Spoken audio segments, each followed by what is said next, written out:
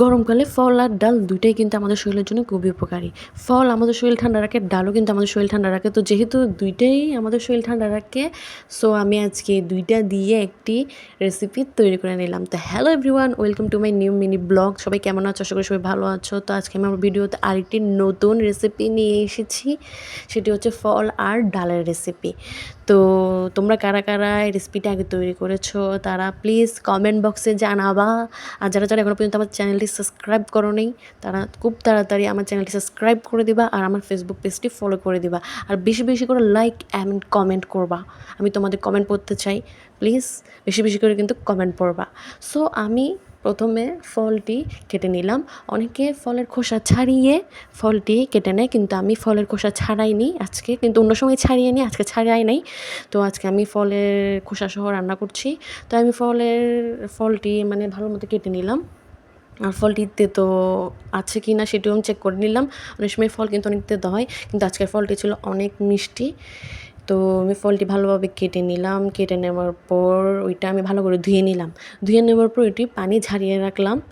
তো যেহেতু আমি এটা তেলে দিব, তো পানি থাকলে পানিটা তো ছিটকে আমাদের গায়ে এসে পড়বে, সে কারণে আমি পানি দিয়ে ধুয়ে ফলটি ঝারিয়ে রাখলাম, ঝারিয়ে নিলাম।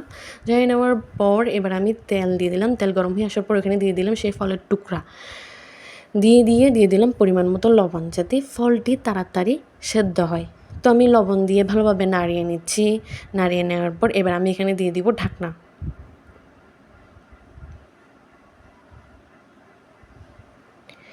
এরপর আমি আরেক পাশে ১ ঘন্টা আগে কিন্তু মসুর ডাল সেদ্ধ করে রেখেছি। তো মসুর ডালটি এতক্ষণে অল্প নরম হয়ে গিয়েছে। তো আমি এখন মসুর ডালটি ভালোভাবে ধুয়ে নিয়েছি। ধুয়ে নেওয়ার পর এবার আমি একটি কড়াইয়ে মসুর ডালটি সেদ্ধ করে নিব, একটি আলাদা কড়াইয়ে। তো আমি একটি আলাদা কড়াই নিয়ে নিলাম।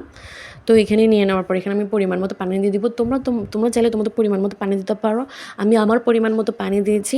দেওয়ার পর এবার আমি এটা ঢাকনা দিয়ে দিব গরম হয়ে আসার জন্য।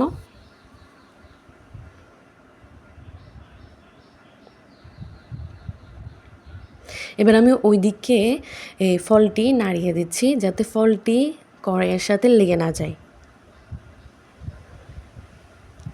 গরমকালে আমাদের শরীর থেকে যে ঘাম বের হয়, এই ফল আর ডাল ওই ঘামের ঘাটতি পূরণ করতে কিন্তু খুবই উপকারী, খুবই উপকারী। আর আমাদের শরীরকে খুব ঠান্ডা রাখে।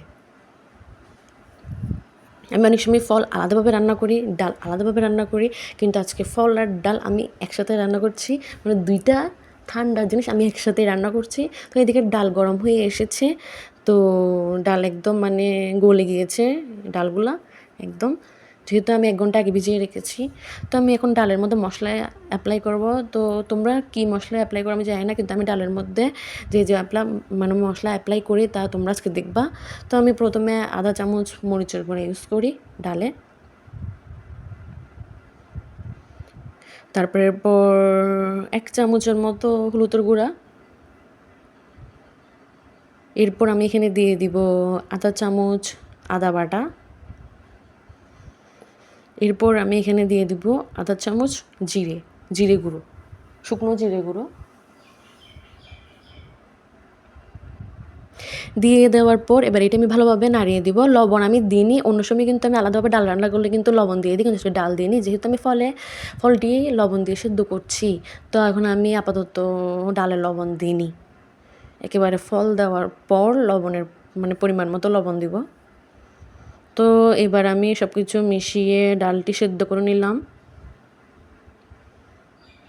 তো ঢাকনা দিলে কিন্তু ডাল সব বাইরে পড়ে যাবে।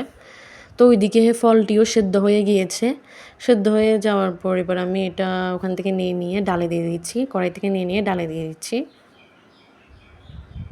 পুরা সেদ্ধ করতে হবে না, মানে একটু একটু সেদ্ধ করলেই হবে। যেহেতু আমি এটাকে ডালে দিব, ডালও এটা আরেকটু সেদ্ধ হবে, সে কারণে আমি অর্ধেক সেদ্ধ করে নিয়েছি, পুরা সেদ্ধ করিনি। যেহেতু আমি এটা ডালে দিব, তো ওখানেও মানে পুরোপুরি সিদ্ধ হয়ে যাবে ফলটি, সেহেতু আমি অর্ধেক সেদ্ধ করেছি।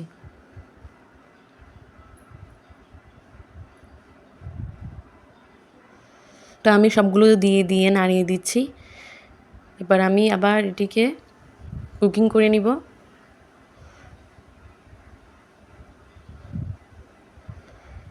তো এটা এদিকে কুকিং হচ্ছে, ডাল ফলগুলো পুরোপুরি সিদ্ধ হয়ে এসেছে।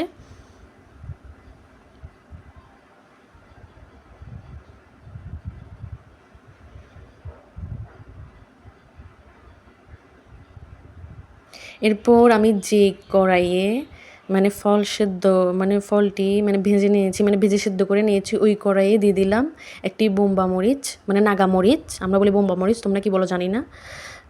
বোম্বা মরিচও বলি, আমরা নাগা মরিচও বলি। তো নাগা মরিচ কেটে দিয়ে দিলাম। এরপর আমি দিয়ে দিলাম পাঁচফোড়ন দিয়ে দেওয়ার পর এখানে আমি দিয়ে দিলাম পেঁয়াজ, একটা পেঁয়াজ দিয়ে দিলাম, একটা পুরো পেঁয়াজ কুচি কুচি করে কেটে। এরপর আমি এটা সেদ্ধ করে নিব, মানে ভেজে নেওয়ার পর এবার আমি এগুলো ওই ডালে দিয়ে দিব।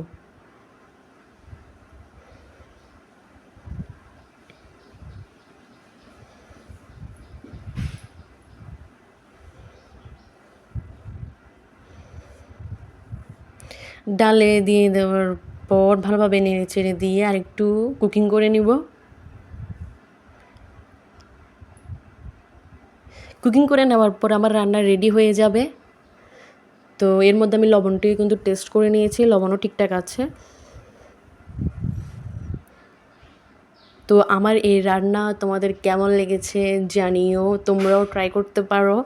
তো তোমরা কেমন হয়েছে রান্না তা কমেন্ট বক্সে কিন্তু অবশ্যই জানাবা, আর বেশি বেশি করে লাইক করবা, আর আমার চ্যানেলটি সাবস্ক্রাইব করে দিবা, আর আমার পেজটি ফলো করে দিবা। তো সবাইকে ধন্যবাদ, টাটা।